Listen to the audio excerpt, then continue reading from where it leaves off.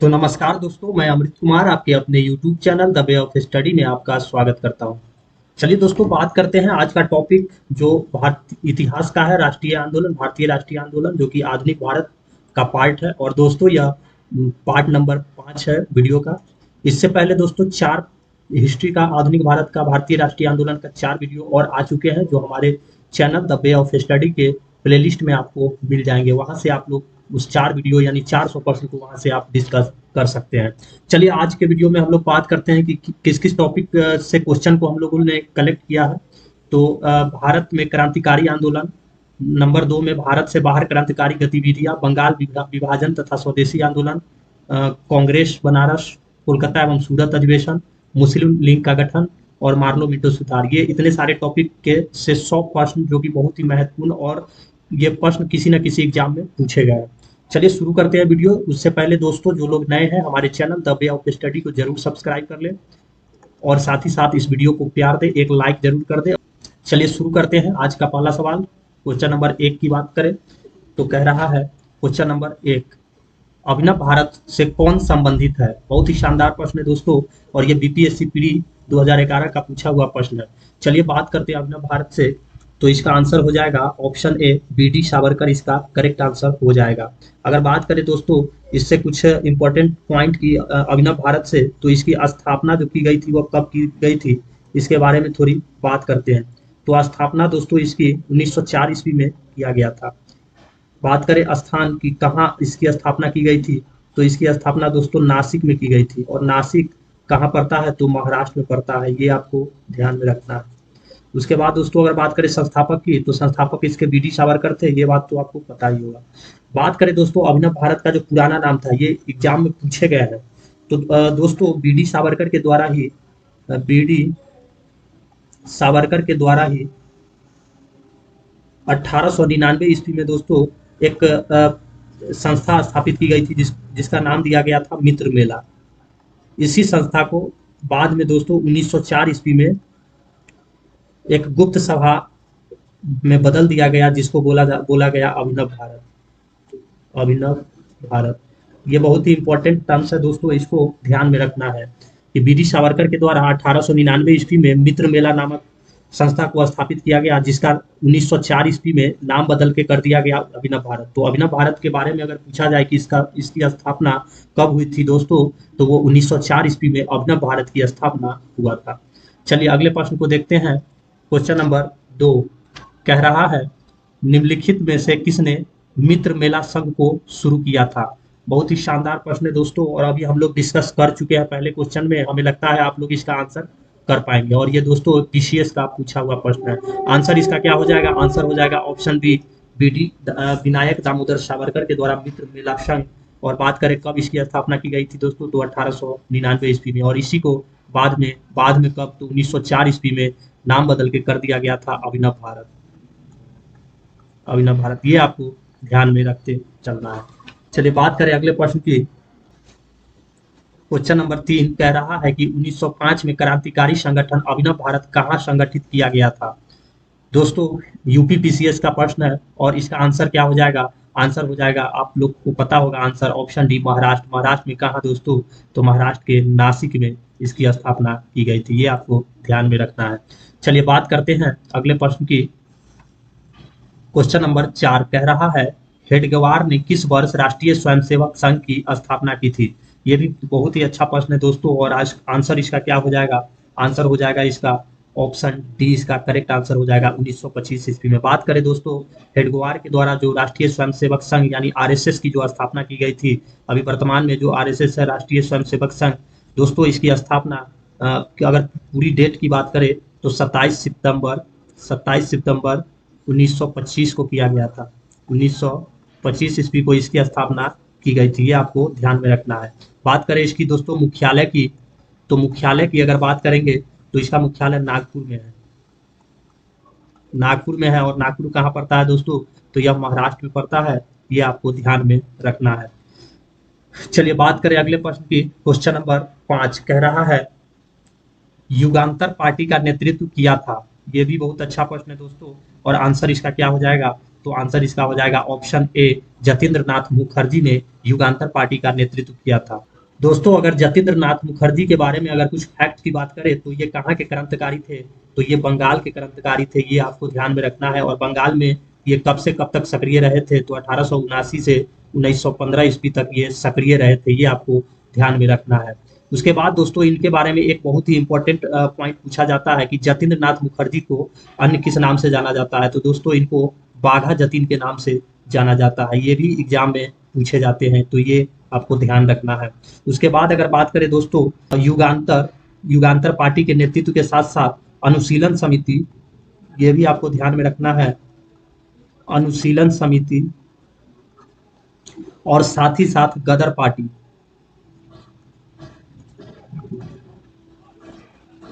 अनुशीलन समिति और गदर पार्टी जैसे क्रांतिकारियों समिति के दोस्तों ये सदस्य रहे हैं। ये बात करें अगले प्रश्न की, क्वेश्चन नंबर 6 कह रहा है वह कौन थे जिन्होंने अनुशीलन समिति की स्थापना की थी।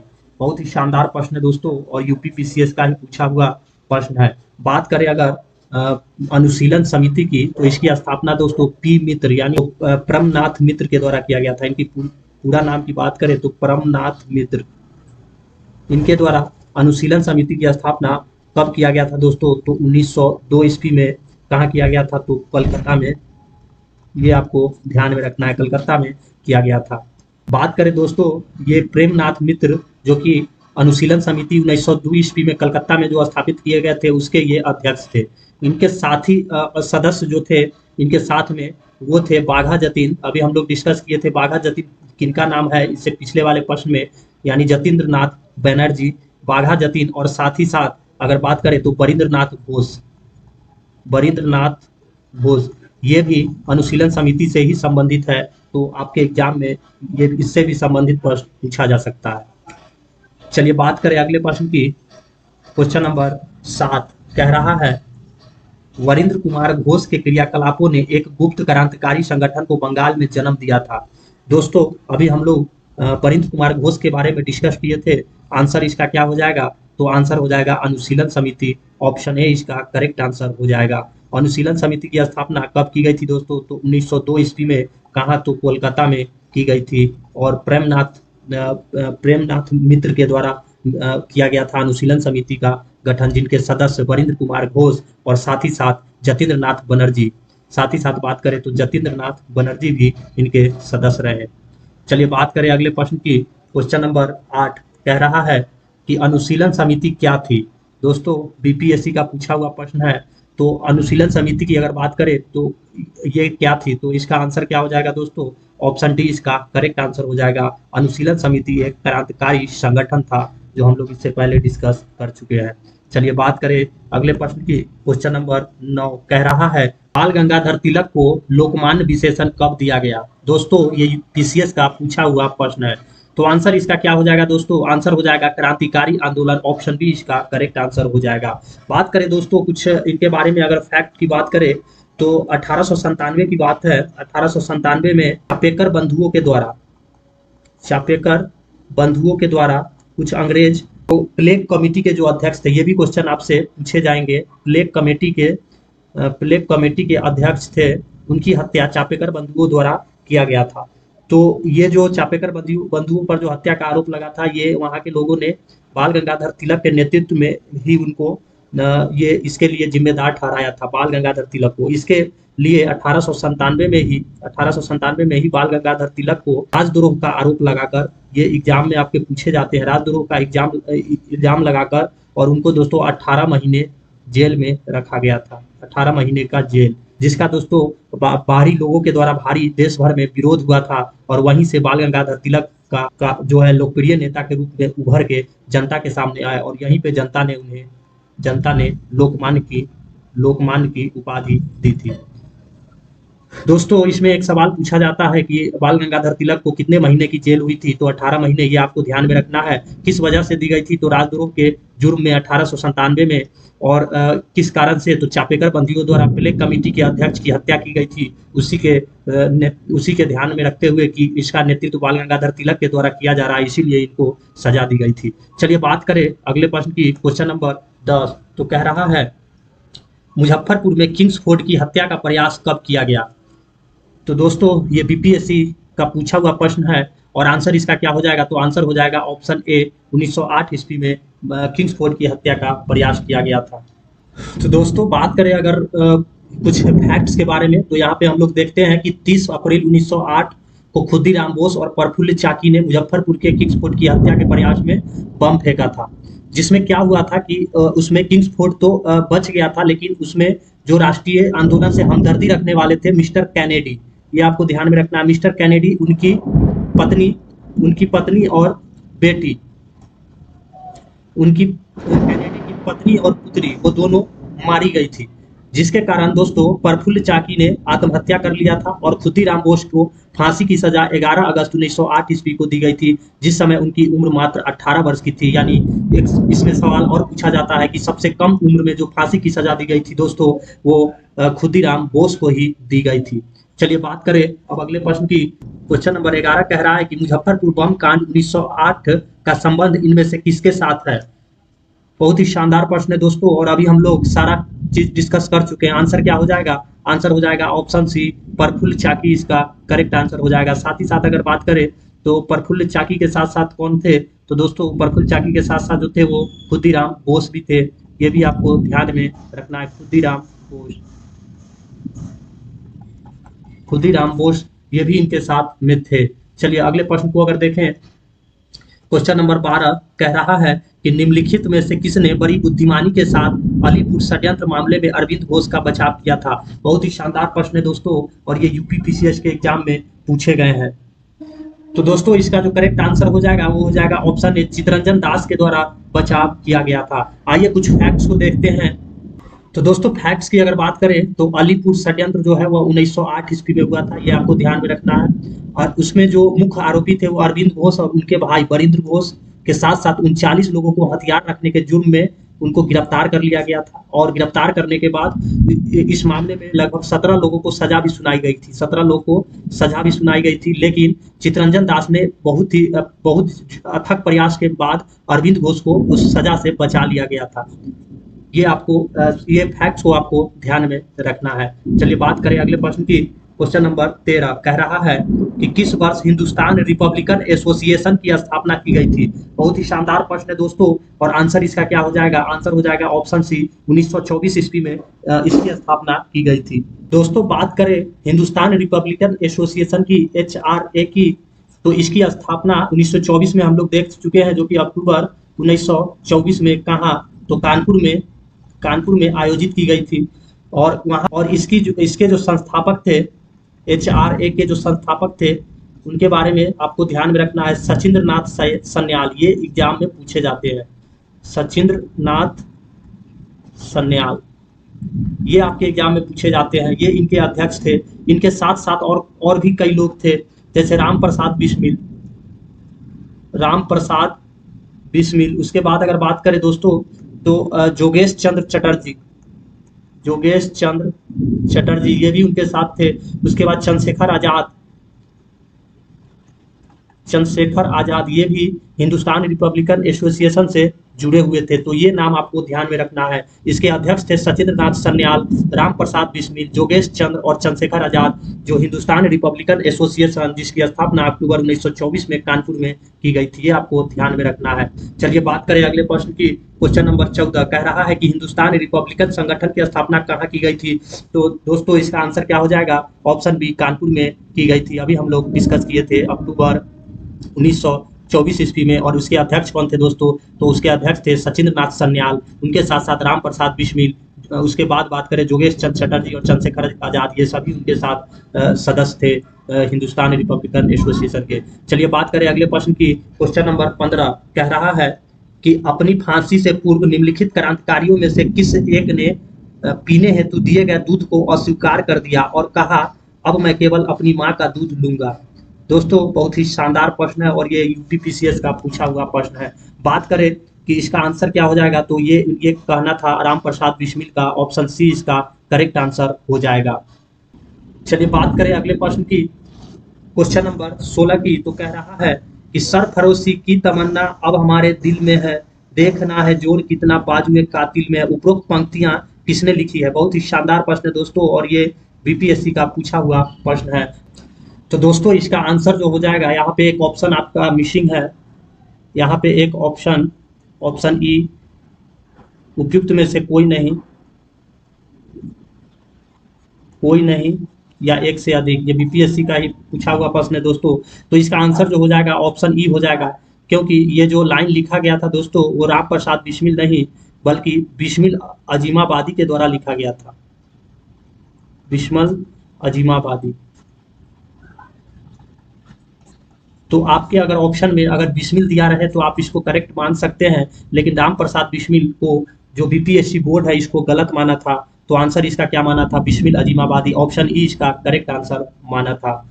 चलिए बात करें अगले प्रश्न की। क्वेश्चन नंबर 17 कह रहा है कि निम्नलिखित में से किसको अंग्रेजी सरकार ने काकोरी षड्यंत्र के मामले में फांसी पर चढ़ा दिया था? बहुत ही शानदार प्रश्न है दोस्तों, और वह थे राम प्रसाद बिस्मिल। ऑप्शन सी इसका करेक्ट आंसर हो जाएगा। दोस्तों अगर बात करें काकोरी कांड की, तो 1924 ईस्वी में सचिंद्र नाथ सन्याल के द्वारा जो हिंदुस्तान रिपब्लिकन एसोसिएशन HRA बनाया गया था, इस HRA के सदस्य के द्वारा 9 अगस्त, ये डेट आपको ध्यान में रखना है, 9 अगस्त 1925 को उत्तर रेलवे के लखनऊ सहारनपुर, ये ध्यान में रखना है, लखनऊ सहारनपुर संभाग के काकोरी नामक स्थान पर, काकोरी नामक स्थान पर ट्रेन में डकैती डाला गया था। ट्रेन में डकैती डाला गया था और यहाँ से जो है दोस्तों सरकारी खजाना को लूट लिया गया था। सरकारी खजाना लूट लिया गया था, ये आपको ध्यान में रखना है। तो इसमें दोस्तों जो 29 क्रांतिकारियों को की गिरफ्तारी की गई थी, 29 क्रांतिकारियों की गिरफ्तारी की गई थी, जिसमें से कुछ को फांसी की सजा दे दी गई थी, जिसमें से एक थे राम प्रसाद बिस्मिल। उसके बाद बात करें तो जो फांसी दी गई थी अशफाक उल्ला खान, अशफाक उल्ला खान, इनको भी फांसी की सजा दी गई थी। उसके बाद रोशन लाल, रोशन लाल, और बात करें दोस्तों तो राजेंद्र लहरी, इनको भी फांसी की सजा दी गई थी। राम प्रसाद बिस्मिल, अशफाक उल्ला खान, रोशन लाल और राजेंद्र लहरी, और जबकि चंद्रशेखर आजाद दोस्तों फरार हो गए थे। चंद्रशेखर आजाद की अगर बात करें तो वो फरार हो गए थे और वो कभी भी पुलिस के गिरफ्त में नहीं आए थे। वो हिंदुस्तान रिपब्लिकन एसोसिएशन के एकमात्र ऐसे सदस्य थे जो पुलिस के गिरफ्त में नहीं आए थे। चलिए दोस्तों बात करते हैं अगले प्रश्न की। क्वेश्चन नंबर 18 की बात करें। क्वेश्चन नंबर 18 कह रहा है कि काकोरी षड्यंत्र केस किस वर्ष में हुआ था? तो दोस्तों अभी हम लोग डिस्कस कर चुके हैं, आंसर क्या हो जाएगा? ऑप्शन बी 1925 में, यानी 9 अगस्त 1925 ईस्वी को काकोरी षड्यंत्र केस हुआ था। चलिए अगले प्रश्न को देखें। क्वेश्चन नंबर 19, निम्नलिखित में से काकोरी कांड से जुड़ा कौन क्रांतिकारी मुकदमे से बच निकला था? दोस्तों हम लोग डिस्कस कर चुके हैं कौन क्रांतिकारी था दोस्तों, तो ऑप्शन सी चंद्रशेखर आजाद, जो कभी भी पुलिस के गिरफ्त में नहीं आए और दोस्तों उनकी मृत्यु हो गई थी, पुलिस के मुठभेड़ में ये मारे गए थे। ये भी एग्जाम में पूछता है कि चंद्रशेखर आजाद की मृत्यु कैसे हुई थी। तो दोस्तों ये पुलिस मुठभेड़ में मारे गए थे, और कब? तो 27 फरवरी 1931 को ये मारे गए थे। कहाँ पे? तो इलाहाबाद में। इलाहाबाद जो वर्तमान में अभी बोले तो उसका नाम प्रयागराज हो गया है वर्तमान में। और इलाहाबाद के एक अल्फ्रेड पार्क था, अल्फ्रेड पार्क, उसी पार्क में पुलिस के साथ मुठभेड़ के दौरान वो मारे गए थे। चलिए बात करें अब अगले प्रश्न की। क्वेश्चन नंबर 20 कह रहा है कि निम्नलिखित में से वह कौन था जो काकोरी षड्यंत्र कांड में फांसी की सजा से बच गया था? बहुत ही शानदार प्रश्न है दोस्तों, और आंसर इसका क्या हो जाएगा? तो हम लोग डिस्कस कर चुके हैं कि एकमात्र ऐसे व्यक्ति थे जो काकोरी षड्यंत्र से बच गए थे। ऑप्शन सी चंद्रशेखर आजाद इसका करेक्ट आंसर हो जाएगा। चलिए बात करते हैं अगले प्रश्न की। क्वेश्चन नंबर 21, काकोरी ट्रेन डकैती कांड में किन क्रांतिकारियों को फांसी की सजा दी गई थी? तो दोस्तों जो फांसी की सजा दी गई थी वो राम प्रसाद बिस्मिल और अशफाक उल्ला खान, ये तो करेक्ट आंसर हो जाएगा। और इसके साथ साथ दोस्तों और जो लोग थे फांसी की सजा पाने वाले, वो थे एक रोशन लाल और राजेंद्र लहरी। ये भी आपको ध्यान में रखना है, क्योंकि हो सकता है ये भी आपसे पूछ दिया जाए। चलिए अब अगले प्रश्न को देखते हैं। क्वेश्चन नंबर 22, निम्नलिखित क्रांतिकारियों में से कौन काकोरी षड्यंत्र केस से जुड़ा नहीं है? तो दोस्तों काकोरी षड्यंत्र की बात करें तो राम प्रसाद बिस्मिल जो जुड़े हुए थे, इनको फांसी की सजा हुई। रोशन लाल भी जुड़े हुए थे, अशफाक उल्ला खान, भगत सिंह दोस्तों वो क्रांतिकारी जो काकोरी षड्यंत्र से वो जुड़े हुए नहीं थे। चलिए बात करें अगले प्रश्न की। क्वेश्चन नंबर 23 कह रहा है निम्नलिखित में से कौन काकोरी कांड मुकदमे में सरकारी वकील थे? तो सरकारी वकील इनमें से कौन थे दोस्तों? ऑप्शन बी इसका करेक्ट आंसर हो जाएगा, जगत नारायण मुल्ला, जो काकोरी कांड मुकदमे में सरकारी वकील थे। बात करें दोस्तों, ये सरकार की तरफ से वकील थे जगत नारायण मुल्ला, जबकि अभियुक्तों की तरफ से जो सरकार ने वकील पेश किए थे उनका भी नाम आपको ध्यान में रखना चाहिए, क्योंकि ये भी आपके एग्जाम में पूछे जा सकते हैं। एक थे लक्ष्मी शंकर मिश्र, उसके बाद अगर बात करें तो केसी दत्त, ये भी वकील थे। और बात करें तो जयकरण नाथ मिश्र, ये थे अभियुक्तों के तरफ से वकील, और जबकि सरकारी वकील थे जगत नारायण मुल्ला, आपको ध्यान में रखना है। चलिए बात करें अगले प्रश्न की, तो कह रहा है कि निम्न में से कौन एक 1924 के कानपुर षड्यंत्र मामले में शामिल नहीं था? तो दोस्तों कानपुर षड्यंत्र मामले की बात हो रही है, तो आंसर इसका जो हो जाएगा वो हो जाएगा M.A. अंसारी, ऑप्शन डी इसका करेक्ट आंसर हो जाएगा। बात करें दोस्तों 1924 के कानपुर षड्यंत्र की, तो ये कम्युनिस्टों के खिलाफ सरकार ने एक मुकदमा, जाली मुकदमे को चला के इसमें कुछ लोगों को गिरफ्तार कर लिया गया था, जो कानपुर षड्यंत्र के नाम से जाना जाता है। इसमें दोस्तों बात करें तो नलिनी गुप्ता, मुजफ्फर अहमद, शौकत उस्मानी, ये सभी शामिल थे। उसके बाद अगर बात करें तो M.N. राय, ये भी इससे जुड़े हुए थे, M.N. राय। उसके बाद अगर दोस्तों बात करें तो गुलाम शौकत हुसैन और रामचरण लाल शर्मा और श्रृंगार बेलू चेट्टियार, ये सभी कानपुर षड्यंत्र में इनको फंसाया गया था, जबकि M.A. अंसारी इससे जुड़े हुए नहीं थे। चलिए बात करें अगले प्रश्न की, question number 24, Hindustan socialist Republican association गठित की गई थी, किसके द्वारा दोस्तों गठित की गई थी? तो आंसर इसका क्या हो जाएगा? आंसर हो जाएगा ऑप्शन सी, चंद्रशेखर आजाद के द्वारा किया गया था। बात करें दोस्तों Hindustan socialist Republican association HSRA की, तो इसकी स्थापना की अगर बात करें, इसकी स्थापना कब की गई थी? तो सितंबर 1928 ईस्वी में की गई थी। किसके द्वारा? तो चंद्रशेखर आजाद के द्वारा किया गया था। और कहाँ किया गया था? जो स्थान था वो था दिल्ली। ये भी आपके एग्जाम में पूछे जाते हैं, दिल्ली के फिरोज शाह कोटला मैदान, ये आपको ध्यान में रखना है। फिरोज शाह कोटला मैदान में HSRA की स्थापना की गई थी। इसका जो मुख्य उद्देश्य था वो था एक समाजवादी गणतंत्रवादी राज्य की स्थापना करना। ये क्रांतिकारी संगठन के रूप में इसको स्थापित किया गया था। चलिए बात करें अगले प्रश्न की, क्वेश्चन नंबर 25 कह रहा है कि भगत सिंह ने सेंट्रल असेंबली में बम फेंका था, किसके साथ फेंका था दोस्तों? तो भगत सिंह ने बटुकेश्वर दत्त के साथ बम फेंका था, ऑप्शन सी इसका करेक्ट आंसर हो जाएगा। और कब फेंका था दोस्तों? तो 8 अप्रैल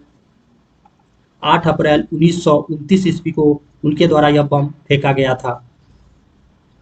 चलिए बात करें अगले प्रश्न की, क्वेश्चन नंबर 26 कह रहा है कि हिंदुस्तान सोशलिस्ट रिपब्लिकन एसोसिएशन के संस्थापक नेताओं में से एक थे, इनमें से एक थे दोस्तों, आंसर इसका क्या हो जाएगा? तो आंसर हो जाएगा ऑप्शन बी, भगत सिंह भी इनमें से एक थे, ऑप्शन बी इसका करेक्ट आंसर हो जाएगा।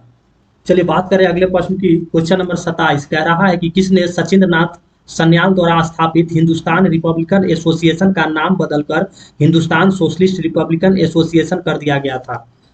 तो दोस्तों इसका आंसर हम लोग डिस्कस कर चुके हैं कि HSRA की स्थापना किसने किया था, तो वो चंद्रशेखर आजाद के द्वारा किया गया था, ऑप्शन डी इसका करेक्ट आंसर हो जाएगा। बात करें दोस्तों तो HRA इसकी स्थापना किसके द्वारा की गई थी? तो सचिंद्र नाथ सन्याल के द्वारा की गई थी, ये आपको ध्यान में रखना है। HRA का ही नाम बदलकर दोस्तों HSRA कर दिया गया था, HSRA कर दिया गया था 1928 ईस्वी में। किसके द्वारा किया गया था? तो चंद्रशेखर आजाद के द्वारा। और कहाँ? तो दिल्ली में कर दिया गया था, ये आपको ध्यान में रखना है।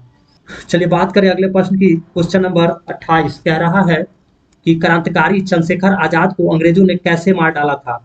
तो दोस्तों ये पुलिस मुठभेड़ में मारे गए थे, ऑप्शन सी इसका करेक्ट आंसर हो जाएगा, मुठभेड़ में गोलियों से उनकी मृत्यु हुई थी। 27 फरवरी 1931 को उनको दोस्तों इलाहाबाद जो वर्तमान में अभी प्रयागराज है के अल्फ्रेड पार्क में उनकी उपस्थिति को किसी मुखबिर द्वारा पुलिस को सूचना दे दी गई थी, और पुलिस ने उनको चारों तरफ से घेर लिया, और इसी में उनके पास गोली की कमी होने के कारण उन्होंने खुद को गोली मार ली, शहीद हो गए। तो इस तरह से वे पुलिस मुठभेड़ में उनकी मृत्यु हुई थी। चलिए बात करें अगले प्रश्न की। क्वेश्चन नंबर 29 कह रहा है कि इनकलाब जिंदाबाद का नारा किसने दिया था।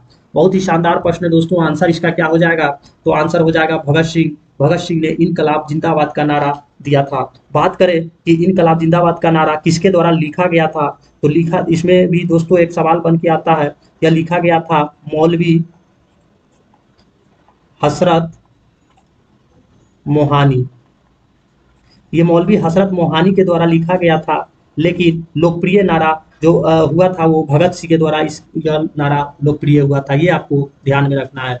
चलिए बात करें अगले प्रश्न की। क्वेश्चन नंबर 30 सरकार के विरोध में असेंबली में बम फेंकने के समय भगत सिंह की उम्र क्या थी। बहुत ही शानदार प्रश्न है दोस्तों, और आंसर इसका क्या हो जाएगा, तो आंसर इसका हो जाएगा 21 साल से थोड़ा ज्यादा उनका उम्र था। ऑप्शन बी इसका करेक्ट आंसर हो जाएगा, और यह बीपीएससी के हाल ही में पूछा हुआ प्रश्न है। आपको ऐसे प्रश्न को ध्यान में रखने की जरूरत है। बात करें दोस्तों भगत सिंह के जन्म की, अगर उनकी जन्म की बात करें तो उनका जन्म सितंबर 1907 ईस्वी में हुआ था, और उन्होंने जो बम फेंका था वो फेंका था 8 अप्रैल 1929 ईस्वी को। वह केंद्रीय विधानसभा में उनके द्वारा बम फेंका गया था, और उनके फांसी की अगर बात करें तो उनको फांसी दी गई थी 23 मार्च 1931 ईस्वी को। ये आपको ध्यान में रखना है। चलिए बात करते हैं अगले प्रश्न की। क्वेश्चन नंबर 31 कह रहा है कि भगत सिंह, राजगुरु तथा सुखदेव को कब फांसी दी गई थी। तो आंसर इसका दोस्तों अभी हम लोग डिस्कस किए हैं। आंसर क्या हो जाएगा, ऑप्शन ए 23 मार्च 1931 ईस्वी को, और यह बीपीएससी का पूछा हुआ प्रश्न है। चलिए बात करें अगले प्रश्न की। क्वेश्चन नंबर 32 भगत सिंह का स्मारक कहाँ स्थित है। बहुत ही शानदार प्रश्न है दोस्तों, और आंसर इसका क्या हो जाएगा, आंसर हो जाएगा फिरोजपुर में। ऑप्शन ए इसका करेक्ट आंसर हो जाएगा। चलिए बात करें अगले प्रश्न की। तो कह रहा है कि लाहौर षड्यंत्र में निम्नलिखित में से किस क्रांतिकारी को फांसी नहीं हुई थी। लाहौर षड्यंत्र की बात हो रही है, तो आंसर इसका क्या हो जाएगा दोस्तों, बटुकेश्वर दत्त को लाहौर षड्यंत्र में फांसी की सजा नहीं हुई थी, जबकि बटुकेश्वर दत्त और भगत सिंह को फांसी की सजा हुई थी। उन्होंने केंद्रीय विधानसभा में जो बम फेंका था, केंद्रीय विधानसभा में बम फेंकने के आरोप में इन दोनों को फांसी की सजा हुई थी। चलिए बात करें अगले प्रश्न की। क्वेश्चन नंबर 34 कह रहा है कि भारतीय स्वतंत्रता के लिए फांसी पाने वाले प्रथम रिकॉर्डेड मुस्लिम का नाम बताएं। बहुत ही शानदार प्रश्न है दोस्तों, और आंसर इसका क्या हो जाएगा, तो आंसर हो जाएगा अशफाक उल्ला खान। ऑप्शन डी इसका करेक्ट आंसर हो जाएगा। अशफाक उल्ला खान की अगर बात करें तो वह किस किस कांड से संबंधित थे, तो दोस्तों ये काकोरी कांड से संबंधित थे। ये आपको ध्यान में रखना है। चलिए बात करें अगले प्रश्न की।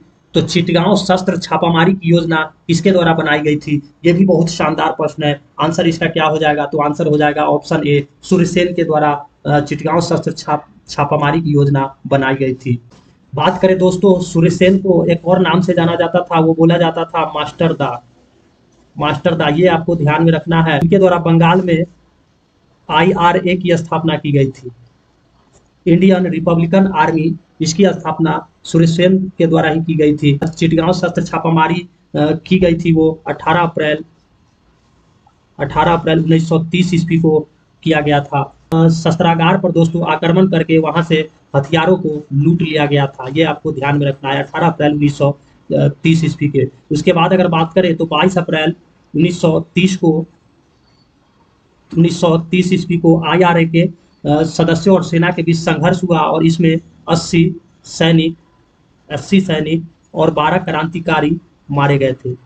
12 क्रांतिकारी मारे गए थे, ये आपको ध्यान में रखना है। 80 सैनिक और 12 क्रांतिकारी 22 अप्रैल 1930 को मारे गए थे। बात करें सूर्यसेन की गिरफ्तारी की, तो इनकी गिरफ्तारी 16 फरवरी 1933 को इनकी गिरफ्तारी कर लिया गया था। ये आपको ध्यान में रखना है, और इनके ऊपर मुकदमा चलाकर इनको फांसी की सजा दे दी गई थी। फांसी की सजा इनको हुई थी 12 जनवरी 1934 ईस्वी को, इनको फांसी दी गई थी। ये आपको ध्यान में रखना है। फांसी इनको हुआ था दोस्तों 12 जनवरी 1934 को, और इनको जो गिरफ्तार किया गया था वो किया गया था 16 फरवरी 1933 ईस्वी को। ये ध्यान में रखना है। चलिए बात करें अगले प्रश्न की। क्वेश्चन नंबर 36 स्वतंत्रता संग्राम के सबसे कम आयु के शहीद कौन थे। बहुत ही शानदार प्रश्न है दोस्तों, और आंसर इसका हो जाएगा खुद्दीराम बोस, जो लगभग 18 साल के थे। ऑप्शन सी इसका करेक्ट आंसर हो जाएगा। बात करें इनकी जन्म की, अगर खुद्दीराम बोस के जन्म की बात करें तो इनका जन्म हुआ था 3 दिसंबर 1889 ईस्वी को, और ये इनको फांसी दी गई थी दोस्तों 11 अगस्त 1908 ईस्वी को। लगभग फांसी के समय जो इनकी आयु थी दोस्तों वो थी 18 वर्ष 8 माह और 8 दिन। इनकी एग्जैक्ट जो उम्र थी वो ये 18 वर्ष 8 माह 8 दिन का था। चलिए बात करें अगले प्रश्न की। तो कह रहा है क्वेश्चन नंबर 37, जतिन दास किस आरोप में बंदी बनाए गए थे? ये भी बहुत शानदार प्रश्न है दोस्तों, और आंसर इसका क्या हो जाएगा? आंसर हो जाएगा लाहौर षड्यंत्र में जतिन दास को बंदी बनाया गया था।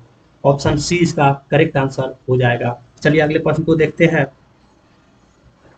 क्वेश्चन नंबर 38, जेल में भूख हड़ताल के दौरान किस स्वतंत्रता संग्राम सेनानी की मृत्यु हुई थी, वह कौन सा था? तो दोस्तों वह थे जतिन दास। ऑप्शन बी इसका करेक्ट आंसर हो जाएगा। बात करें यह कितने दिनों के भूख हड़ताल के बाद इनकी मृत्यु हुई थी, यह भी आपके एग्जाम में पूछा जाता है। तो दोस्तों 63 दिन के भूख हड़ताल के बाद इनकी मृत्यु हो गई थी। कब हो गई थी? तो 13 सितंबर 1929 ईस्वी को। ये आपको ध्यान में रखना है।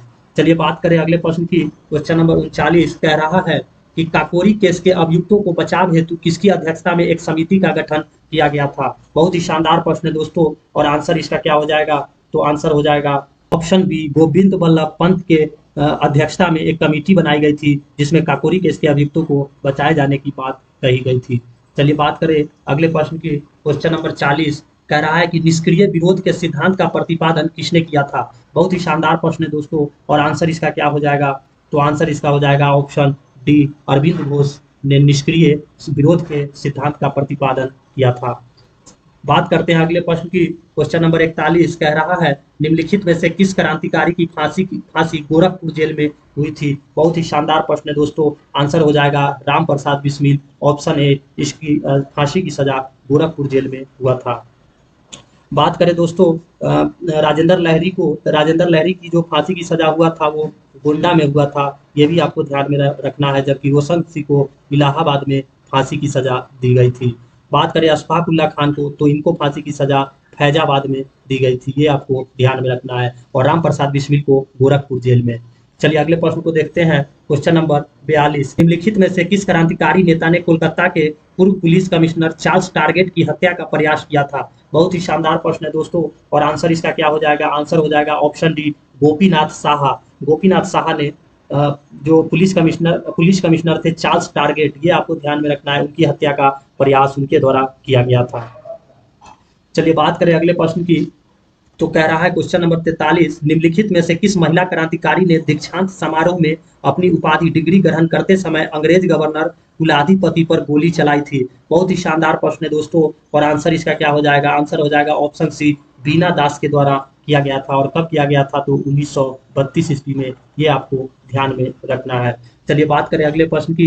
क्वेश्चन नंबर 44 तो कह रहा है कि किसने कहा था आलोचना और स्वतंत्र चिंतन एक क्रांतिकारी की दो विशेषताएं हैं? बहुत ही शानदार प्रश्न है, और आंसर इसका क्या हो जाएगा दोस्तों? आंसर हो जाएगा ऑप्शन ए, भगत सिंह का यह कथन था।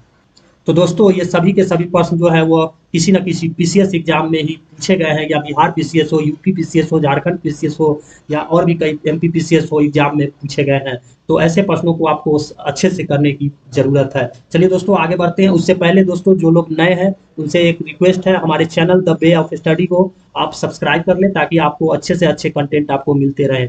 चलिए बात करें अगले प्रश्न की। तो कह रहा है कि लाठी क्लब की स्थापना निम्नलिखित में से किसने की थी? तो दोस्तों लाठी क्लब की जो स्थापना की थी वह किया गया था बाल गंगाधर तिलक। ऑप्शन सी इसका करेक्ट आंसर हो जाएगा। चलिए बात करें अगले प्रश्न की। क्वेश्चन नंबर 46 कह रहा है कि लंदन में इंडियन होम रूल सोसाइटी को किसने प्रारंभ किया था? बहुत ही शानदार प्रश्न है दोस्तों, और आंसर क्या हो जाएगा? आंसर हो जाएगा ऑप्शन डी, श्यामजी कृष्ण वर्मा के द्वारा किया गया था। बात करें समय की, तो फरवरी 1905 ईस्वी में इसकी स्थापना की गई थी, ये आपको ध्यान में रखना है। बात करें अगले प्रश्न की। क्वेश्चन नंबर 47 कह रहा है कि लंदन में इंडिया हाउस की स्थापना किसने की थी? बहुत ही शानदार प्रश्न है दोस्तों, और आंसर इसका क्या हो जाएगा? आंसर हो जाएगा श्यामजी कृष्ण वर्मा। ऑप्शन डी इसका करेक्ट आंसर हो जाएगा। चलिए बात करते हैं अगले प्रश्न की। क्वेश्चन नंबर 48 कह रहा है कि गदर पार्टी की स्थापना कब हुई थी? तो गदर पार्टी की स्थापना दोस्तों ऑप्शन बी इसका करेक्ट आंसर हो जाएगा। 1913 ईस्वी में गदर पार्टी की स्थापना किया गया था। तो लाला हरदयाल के द्वारा, ये भी आपको ध्यान में रखना है। चलिए अगले प्रश्न को देखते हैं। कह रहा है निम्नलिखित में से कौन गदर पार्टी का पहला सभापति था? तो पहले सभापति की बात हो रही है, तो दोस्तों आंसर इसका हो जाएगा ऑप्शन बी, सोहन सिंह भकाना जो थे वो गदर पार्टी के पहले सभापति थे। चलिए बात करें अगले प्रश्न की। क्वेश्चन नंबर 50 कह रहा है कि वह कौन था जिसने गदर पार्टी को स्थापित किया था। तो गदर पार्टी की अगर स्थापना की दोस्तों बात करें तो वह लाला हरदयाल के द्वारा किया गया था। लाला हरदयाल के द्वारा गदर पार्टी को स्थापित किया गया था, जो हम लोग डिस्कस कर चुके हैं। और कब किया गया था, तो 1913 ईस्वी में। ये आपको ध्यान में रखना है। चलिए बात करें अगले प्रश्न की। तो क्वेश्चन नंबर 51 कह रहा है कि गदर पार्टी से निम्नलिखित में से कौन संबंधित नहीं थे। बात करें दोस्तों गदर पार्टी से कौन संबंधित नहीं थे, लाला हरदयाल, पंडित रामचंद्र और बरकतुल्ला, ये तीनों गदर पार्टी से संबंधित थे, जबकि खुदीराम बोस गदर पार्टी से संबंधित नहीं थे। ऑप्शन सी इसका करेक्ट आंसर हो जाएगा। गदर पार्टी की दोस्तों स्थापना की बात करें तो इसकी स्थापना कब की गई थी, तो 21 अप्रैल 1913 ईस्वी को इसकी स्थापना की गई थी। इसका पूरा डेट भी आपको कभी कभी पूछ देगा। और बात करें इसका मुख्यालय कहाँ है, गदर पार्टी की मुख्यालय कहाँ थी, तो इसका मुख्यालय सन फ्रांसिस्को, ये भी आपको ध्यान में रखना है। सन फ्रांसिस्को में इसका मुख्यालय था। और इसको जो स्थापित करने वाला था वो कौन था, तो लाला हरदयाल के द्वारा स्थापित किया गया था, जो हम लोग डिस्कस कर चुके हैं। और इसके अन्य जो सदस्य थे गदर पार्टी की दोस्तों, वो रामचंद्र, बरकतुल्ला, रास बिहारी बोस, राजा महेंद्र प्रताप, मैडम भीखाजी कामा, ये सभी गदर पार्टी से ही संबंधित थे। चलिए बात करें अगले प्रश्न की। क्वेश्चन नंबर 52, कर क्रांति छिड़ने का सबसे महत्वपूर्ण कारण क्या था। बहुत ही शानदार प्रश्न है दोस्तों। और आंसर इसका क्या हो जाएगा, आंसर हो जाएगा ऑप्शन सी, इसका करेक्ट आंसर हो जाएगा प्रथम महायुद्ध का शुरू होना, इसका करेक्ट आंसर हो जाएगा। चलिए बात करें अगले प्रश्न की। क्वेश्चन नंबर 53 कह रहा है कि निम्नलिखित में से वह कौन व्यक्ति था जिसने विदेश में गणतंत्रात्मक सरकार की स्थापना की थी। बहुत ही शानदार प्रश्न है दोस्तों। और आंसर इसका क्या हो जाएगा, आंसर हो जाएगा ऑप्शन ए, महेंद्र प्रताप, जिन्होंने विदेश में गणतंत्रात्मक सरकार की व्यवस्था की थी। बात करें तो 1900 कब किया था इनके द्वारा, तो 1915 ईस्वी में। और कहाँ, तो काबुल, ये भी आपको ध्यान में रखना है। काबुल जो कि कहाँ पड़ता है, तो अफगानिस्तान में पड़ता है। अफगानिस्तान में। इनके जो सहयोगी थे दोस्तों वो थे बरकतुल्ला, ये भी आपको ध्यान में रखना है, ये भी आपसे पूछा जा सकता है। बरकतुल्ला इनके सहयोगी थे। राजा महेंद्र प्रताप जो थे वो राष्ट्रपति थे, राष्ट्रपति, और बरकतुल्ला को प्रधानमंत्री बनाया गया था, ये आपको ध्यान में रखना है। करें दोस्तों, इस मान्यता दी थी वो जर्मनी प्लस रूस के द्वारा इस सरकार को मान्यता दी गई थी, ये भी आपको ध्यान में रखना है। चलिए बात करें अगले प्रश्न की। क्वेश्चन नंबर 54 कह रहा है कि जर्मनी के समर्थन से काबुल में राजा महेंद्र प्रताप सिंह के नेतृत्व में अंतरिम सरकार का गठन हुआ था। बहुत ही शानदार प्रश्न दोस्तों, और ये बीपीएससी का पूछा हुआ प्रश्न है। आंसर इसका क्या हो जाएगा, तो आंसर हो जाएगा इसका ई, क्योंकि 1915 ईस्वी में दोस्तों ये सरकार का गठन किया गया था। और बात करें दोस्तों यहाँ पे गदर पार्टी की, तो ये 1913 में इसकी स्थापना हुई थी। स्वदेशी आंदोलन की बात करें तो 1905 के बाद हुआ था। द्वितीय विश्व युद्ध की बात करें तो 1942 के आसपास हुआ। और होम रूल की बात करें तो 1916, यानी 1915 का ऑप्शन नहीं है। आंसर क्या हो जाएगा, ऑप्शन ई इसका करेक्ट आंसर हो जाएगा। चलिए बात करें अगले प्रश्न की। क्वेश्चन नंबर 15 कह रहा है कि इनमें से कौन भारतीय क्रांति की मां कहलाती है। बहुत ही शानदार प्रश्न है दोस्तों। और आंसर इसका क्या हो जाएगा, आंसर हो जाएगा ऑप्शन डी, भीखाजी रुस्तम कामा, जो भारतीय क्रांति की मां कहलाती है। इनके बारे में दोस्तों अगर बात करें तो इन्होंने 1907 ईस्वी में स्टुटगार्ट जो कि जर्मनी में पड़ता है, जर्मनी में, वहाँ पे अंतर्राष्ट्रीय समाजवादी कांग्रेस में भाग लिया। और प्रथम बार भारतीय झंडे को इनके द्वारा फहराया गया था, भारतीय झंडे को फहराया गया था इनके द्वारा विदेशों में। ये आपको ध्यान में रखना है, बहुत ही इंपॉर्टेंट क्वेश्चन है। चलिए बात करें अगले प्रश्न की। क्वेश्चन नंबर 56 कह रहा है कि भारतीय क्रांति की जननी किसे कहा गया है। बहुत ही शानदार प्रश्न दोस्तों, और ये बीपीएससी का पूछा हुआ प्रश्न है। आंसर क्या हो जाएगा, मैडम भीखाजी रुस्तम कामा, इसका करेक्ट आंसर हो जाएगा। चलिए बात करें अगले प्रश्न की। तो निम्नलिखित में से किस महिला ने भारतीय तिरंगा सबसे पहले फहराया था। तो आंसर इसका दोस्तों क्या हो जाएगा, हम लोग डिस्कस कर चुके हैं। ऑप्शन डी, भीखाजी कामा, जो कि कब किया गया था, तो 1907 ईस्वी में फहराया गया था। कहाँ, तो जर्मनी के स्टुटगार्ट में फहराया गया था। चलिए बात करें अगले प्रश्न की। कह रहा है कि मैडम भीखाजी कामा ने 1907 में प्रथम तिरंगा ध्वज कहाँ फहराया था। आंसर इसका क्या हो जाएगा दोस्तों, करेक्ट आंसर हो जाएगा स्टुटगार्ट, जो कि जर्मनी में स्थित है। ऑप्शन डी इसका करेक्ट आंसर हो जाएगा। चलिए अगले प्रश्न को देखें। निम्नलिखित में से किस युग्म को इंग्लैंड में अंग्रेज अधिकारियों की हत्या के आरोप में फांसी की सजा मिली थी? बहुत ही शानदार प्रश्न है दोस्तों, और आंसर इसका क्या हो जाएगा? आंसर हो जाएगा ऑप्शन सी, मदन लाल ढींगरा और उधम सिंह को। ये दोनों को इंग्लैंड में अंग्रेज अधिकारियों की हत्या के आरोप में फांसी की सजा दी गई थी। चलिए बात करें अगले प्रश्न की। क्वेश्चन नंबर 60 कह रहा है कि कर्जन वाइली की हत्या के आरोप में किसे मृत्यु दंड की दिया गया था? बहुत ही शानदार प्रश्न है दोस्तों, और ये बीपीएससी का पूछा हुआ प्रश्न है। आंसर इसका क्या हो जाएगा? तो आंसर हो जाएगा ऑप्शन ए, मदन लाल ढींगरा को कर्जन वाइली की हत्या के आरोप में मृत्यु दंड दिया गया था। जबकि उधम सिंह की अगर दोस्तों बात करें तो जलियांवाला बाग हत्याकांड का जो अप्रत्यक्ष रूप से तत्कालीन पंजाब का जो गवर्नर था माइकल ओ डायर, उसकी हत्या उधम सिंह के द्वारा लंदन में की गई थी। उसकी हत्या लंदन में कर दी गई थी उधम सिंह के द्वारा। इसी के आरोप में उनको फांसी की सजा दी गई थी। चलिए बात करें अगले प्रश्न की। क्वेश्चन नंबर 61 कह रहा है कि 1906 में लंदन में अभिनव भारत सोसाइटी की स्थापना किसने की थी? तो दोस्तों अभिनव भारत सोसाइटी की स्थापना जो किया गया था वह बी डी सावरकर के द्वारा किया गया था। ऑप्शन ए इसका करेक्ट आंसर हो जाएगा। चलिए बात करें अगले प्रश्न की। तो कह रहा है निम्नलिखित में से कौन कामागाटामारू घटना से संबंधित था? बहुत ही शानदार प्रश्न है दोस्तों। आंसर इसका हो जाएगा ऑप्शन बी, बाबा गुरदीप सिंह, जो कामागाटामारू घटना से संबंधित है।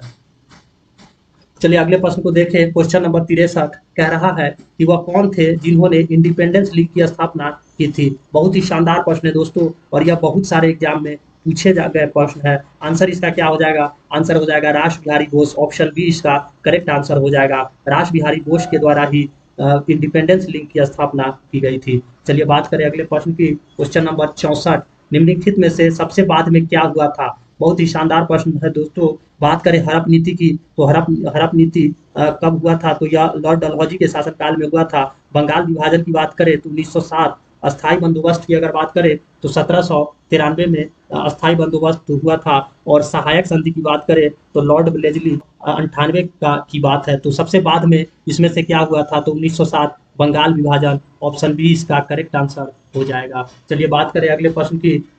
कह रहा है बंग भंग विरोधी आंदोलन का प्रारंभ किस तिथि से हुआ था? बहुत ही शानदार प्रश्न है दोस्तों। आंसर हो जाएगा 7 अगस्त 1905 ईस्वी को बंग भंग विरोधी आंदोलन का प्रारंभ हुआ था। चलिए बात करें अगले प्रश्न की। तो बंग भंग के बाद कौन सा आंदोलन शुरू हुआ था? ये दोस्तों बीपीएससी का पूछा हुआ प्रश्न है। तो बात करें बंग भंग के बाद जो आंदोलन हुआ था वह स्वदेशी आंदोलन। ऑप्शन बी इसका करेक्ट आंसर हो जाएगा, जो कि बंगाल विभाजन के बाद शुरू हुआ था। चलिए बात करें अगले प्रश्न की। तो कह रहा है कि बंगाल विभाजन की घोषणा कब की गई थी? तो दोस्तों घोषणा की अगर बात करें तो 19 जुलाई 1905 ईस्वी को इसकी घोषणा की गई थी। ऑप्शन ए इसका करेक्ट आंसर हो जाएगा। चलिए बात करें अगले प्रश्न की। क्वेश्चन नंबर 68 कह रहा है कि 1905 में बंगाल विभाजन किस वायसराय ने किया था? तो उस समय जो वायसराय था वह लॉर्ड कर्जन। ऑप्शन बी इसका करेक्ट आंसर हो जाएगा। चलिए बात करें अगले प्रश्न की। क्वेश्चन नंबर 69 बंगाल के विभाजन के समय बंगाल का लेफ्टिनेंट गवर्नर कौन था? बहुत ही शानदार प्रश्न है दोस्तों, और यूपीपीसीएस का पूछा हुआ प्रश्न है। आंसर इसका क्या हो जाएगा? आंसर हो जाएगा sir Andrews Fraser. Option A इसका करेक्ट आंसर हो जाएगा। चलिए अगले प्रश्न को देखते हैं। निम्नलिखित में से किसने बंगाल के विभाजन 1905 के विरोध में हुए आंदोलन का नेतृत्व किया था? बहुत ही शानदार प्रश्न है दोस्तों, और आंसर इसका क्या हो जाएगा? आंसर हो जाएगा सुरेंद्र नाथ बनर्जी। ऑप्शन ए इसका करेक्ट आंसर हो जाएगा। चलिए बात करें अगले प्रश्न की। क्वेश्चन नंबर 71 कह रहा है निम्नलिखित में से कौन स्वदेशी आंदोलन का आलोचक था एवं पूर्व तथा पश्चिम के मध्य एक बेहतर संबंध का समर्थक भी था? तो दोस्तों इसका जो आंसर हो जाएगा वो हो जाएगा ऑप्शन डी, रविंद्रनाथ टैगोर इसका करेक्ट आंसर हो जाएगा। चलिए बात करें अगले प्रश्न की। तो कह रहा है बंगाल में ब्रिटेन की वस्तुओं के बहिष्कार का सुझाव सर्वप्रथम किसने दिया था? बहुत ही शानदार प्रश्न है दोस्तों, और आंसर इसका क्या हो जाएगा? ऑप्शन बी, कृष्ण कुमार मित्र के द्वारा यह सुझाव दिया गया था। चलिए बात करें अगले प्रश्न की। कह रहा है कि ब्रिटिश वस्तुओं के बहिष्कार को राष्ट्रीय नीति के रूप में अब कब अपनाया गया था? बहुत ही शानदार प्रश्न है, और दोस्तों आंसर इसका क्या हो जाएगा? आंसर हो जाएगा 1905 ईस्वी में जो स्वदेशी आंदोलन के रूप में इसको अपनाया गया था। चलिए बात करें अगले प्रश्न की। क्वेश्चन नंबर 74 कह रहा है बंगाल विभाजन के प्रत्याघात के रूप में कौन सा आंदोलन शुरू हुआ था? तो दोस्तों बंगाल विभाजन के बाद जो तुरंत शुरू हुआ था वह स्वदेशी आंदोलन। ऑप्शन सी इसका करेक्ट आंसर हो जाएगा। और यह दोस्तों बीपीएससी 2020 में यह सवाल पूछा गया है। चलिए बात करें अगले प्रश्न की। कह रहा है कि बंगाल 1905 में विभाजित हुआ, जिसके विरोध के फलस्वरूप यह दोबारा विभाजित हुआ। तो इसके फलस्वरूप जो दोस्तों दोबारा विभाजित हुआ 1911 ईस्वी में, ऑप्शन सी इसका करेक्ट आंसर हो जाएगा, जिसमें बिहार और उड़ीसा को बंगाल से पृथक कर दिया गया। चलिए बात करें अगले प्रश्न की। क्वेश्चन नंबर 76, लॉर्ड कर्जन द्वारा 1905 में किया गया बंगाल विभाजन रद्द किस वर्ष किया गया था? तो दोस्तों 1905 में जो बंगाल का विभाजन था वो रद्द किया गया था 1911 में ही, ऑप्शन सी इसका करेक्ट आंसर हो जाएगा। चलिए बात करें अगले प्रश्न की। कह रहा है कि मद्रास में स्वदेशी आंदोलन का नेतृत्व किसने किया था? बहुत ही शानदार प्रश्न है दोस्तों, और आंसर इसका क्या हो जाएगा? आंसर हो जाएगा चिदम्बरम पिल्ले, ऑप्शन सी इसका करेक्ट आंसर हो जाएगा। चलिए अगला प्रश्न को देखें। अगला प्रश्न कह रहा है कि निम्नलिखित वर्गों में कौन 1905 के स्वदेशी आंदोलन के मुख्य रूप से अप्रभावित रहा है? तो दोस्तों जो मुख्य रूप से अप्रभावित रहे थे वो थे मुसलमान और कृषक। ये दोनों ऑप्शन सही हो जाएंगे जो 1905 के स्वदेशी आंदोलन में भाग नहीं लिए थे। और महिलाओं की अगर बात करें तो सबसे ज्यादा भाग महिलाओं की थी उस स्वदेशी आंदोलन में। चलिए बात करें अगले प्रश्न की। क्वेश्चन नंबर 80, निम्नलिखित में से किस आंदोलन के दौरान वंदे मातरम भारतीय राष्ट्रीय आंदोलन का शीर्षक गीत बना था? बहुत ही शानदार प्रश्न है दोस्तों, और इसका आंसर की अगर बात करें तो आंसर इसका हो जाएगा स्वदेशी आंदोलन, ऑप्शन ए इसका करेक्ट आंसर हो जाएगा। और दोस्तों यह सवाल बहुत सारे एग्जाम में पूछे गए हैं, आपको इसको अच्छे से करने की जरूरत है। चलिए बात करें अगले प्रश्न की। तो भारत के प्राचीन काल कला परंपराओं को पुनर्जीवित करने के लिए एक Indian society of oriental art की स्थापना किसके द्वारा की गई थी? बहुत ही शानदार प्रश्न है दोस्तों, और आंसर इसका क्या हो जाएगा? तो रविंद्रनाथ टैगोर, ऑप्शन ए इसका करेक्ट आंसर हो जाएगा। चलिए बात करें अगले प्रश्न की। क्वेश्चन नंबर 82 कह रहा है गोपाल कृष्ण गोखले ने कांग्रेस के लिए किस अधिवेशन में अध्यक्षता की थी? आंसर इसका दोस्तों क्या हो जाएगा? 1905 अधिवेशन, ऑप्शन बी इसका करेक्ट आंसर हो जाएगा। चलिए बात करें अगले प्रश्न की। स्वराज को बतौर राष्ट्रीय मांग के रूप में सर्वप्रथम रखा गया था। तो दोस्तों स्वराज को जो सबसे पहले मांगा गया था वो था दादा भाई नौरोजी के द्वारा, ऑप्शन डी इसका करेक्ट आंसर हो जाएगा। और कब? तो 1906 ईस्वी के भारतीय राष्ट्रीय कांग्रेस के इस अधिवेशन में, तो कलकत्ता अधिवेशन में। ये भी आपको ध्यान में रखना है। चलिए बात करें अगले प्रश्न की। तो कह रहा है कि स्वराज शब्द का प्रयोग सर्वप्रथम किसने किया था? बहुत ही शानदार प्रश्न है दोस्तों, और आंसर इसका क्या हो जाएगा? आंसर हो जाएगा बाल गंगाधर तिलक ने स्वराज शब्द का प्रयोग सर्वप्रथम किया था। और इनका ही कहना था कि स्वराज मेरा जन्मसिद्ध अधिकार है और मैं इसे लेकर रहूंगा। बात करें अगले प्रश्न की। तो कह रहा है कि कांग्रेस के मंच से भारतीय राष्ट्रीय कांग्रेस के किस अधिवेशन में प्रथम बार स्वराज शब्द प्रयोग किया गया था? तो दोस्तों जो कांग्रेस के राष्ट्रीय मंच से किया गया था वह दादा भाई नौरोजी के द्वारा, ऑप्शन बी कोलकाता अधिवेशन 1906 ईस्वी में किया गया था। ये आपको ध्यान में रखना है। चलिए बात करें अगले प्रश्न की। क्वेश्चन नंबर 87 कह रहा है कि दादा भाई नौरोजी आमतौर पर किस नाम से जाने जाते थे? बहुत ही शानदार प्रश्न है दोस्तों, आंसर हो जाएगा option D, grand old man of India के नाम से जाने जाते हैं। चलिए बात करें अगले प्रश्न की। क्वेश्चन नंबर 88 कह रहा है कि ब्रिटिश पार्लियामेंट में चुना जाने वाला प्रथम भारतीय कौन था? बहुत ही शानदार प्रश्न है दोस्तों, और वो थे दादा भाई नौरोजी, ऑप्शन सी इसका करेक्ट आंसर हो जाएगा। बात करें दोस्तों कि वह किस पार्टी से सिलेक्ट हुए थे, तो दोस्तों वो हुए थे उदारवादी दल से वे पार्लियामेंट में चुने गए थे। और कब चुने गए थे? तो 1892 ईस्वी में। ये आपको ध्यान में रखना है। चलिए बात करें अगले प्रश्न की। क्वेश्चन नंबर 89 कह रहा है कि नरम दल और गरम दल के रूप में भारतीय राष्ट्रीय कांग्रेस का विभाजन किस अधिवेशन में हुआ था? तो दोस्तों यह 1907 के सूरत अधिवेशन में हुआ था। ये आपको ध्यान में रखना है, ऑप्शन सी इसका करेक्ट आंसर हो जाएगा। बात करें अगले प्रश्न की। कह रहा है कि 1907 के भारतीय राष्ट्रीय कांग्रेस के सूरत वार्षिक अधिवेशन के अध्यक्ष कौन थे? बहुत ही शानदार प्रश्न है दोस्तों, आंसर इसका क्या हो जाएगा? रास बिहारी बोस, ऑप्शन डी इसका करेक्ट आंसर हो जाएगा। चलिए बात करें अगले प्रश्न की। कह रहा है कि सूरत अधिविभाजन का नेतृत्व किसने किया था? बहुत ही शानदार प्रश्न है दोस्तों, आंसर इसका क्या हो जाएगा? बाल गंगाधर तिलक, जिन्होंने गरम दल का नेतृत्व किया था। ये आपको ध्यान में रखना है। चलिए बात करें अगले प्रश्न की। क्वेश्चन नंबर 92 कह रहा है निम्नलिखित में से किसने ऑल इंडिया मुस्लिम लीग की स्थापना की थी? बहुत ही शानदार प्रश्न है दोस्तों, और आंसर इसका क्या हो जाएगा? तो आंसर इसका हो जाएगा नवाब सलीमुल्लाह खान, ऑप्शन डी इसका करेक्ट आंसर हो जाएगा। बात करें इनके द्वारा कब किया गया था, तो 1906 ईस्वी में 1906 ईस्वी में किया गया था, ये भी आपको ध्यान में रखना है। चलिए बात करें अगले प्रश्न की। क्वेश्चन नंबर 93 कह रहा है कि मुस्लिम लीग के प्रथम अध्यक्ष कौन थे?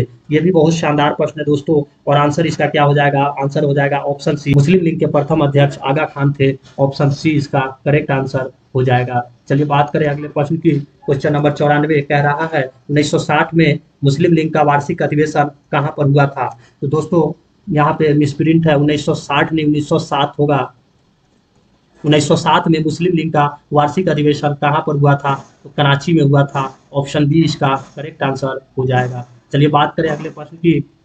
तो क्वेश्चन नंबर 95 कह रहा है 1906 में लॉर्ड मिंटो से शिमला में मिले मुसलमानों के शिष्टमंडल ने क्या प्रार्थना की थी?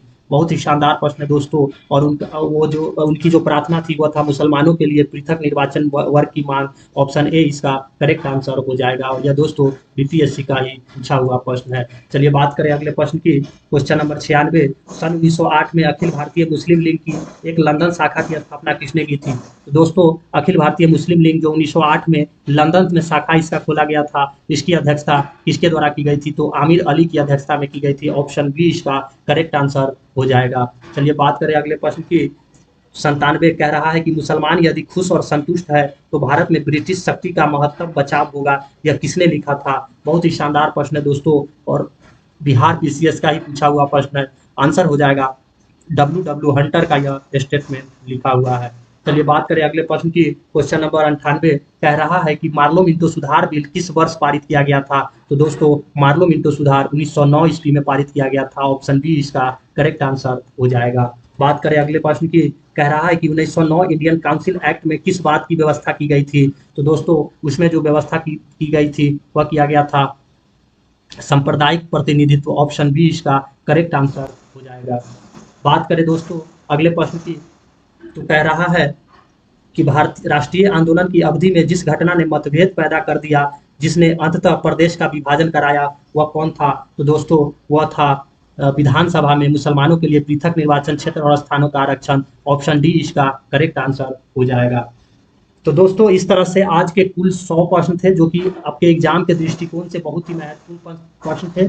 और ये वीडियो की जो श्रृंखला है भारतीय राष्ट्रीय आंदोलन का, यह 5 है, और इसका बहुत ही जल्द आपको पार्ट 6 भी देखने को मिलेंगे, जिसमें 100 महत्वपूर्ण प्रश्नों की श्रृंखला होगी। तो दोस्तों हमारे channel the way of study को जरूर सब्सक्राइब कर लें। साथ ही साथ अगर दोस्तों अगर पीडीएफ इसका अगर आपको चाहिए तो पीडीएफ आपको हमारे Telegram the way of study पे आपको मिल जाएंगे। तो चलिए दोस्तों आज के वीडियो में इतना ही, मिलते हैं फिर अगले वीडियो में। तब तक के लिए नमस्कार, जय हिंद।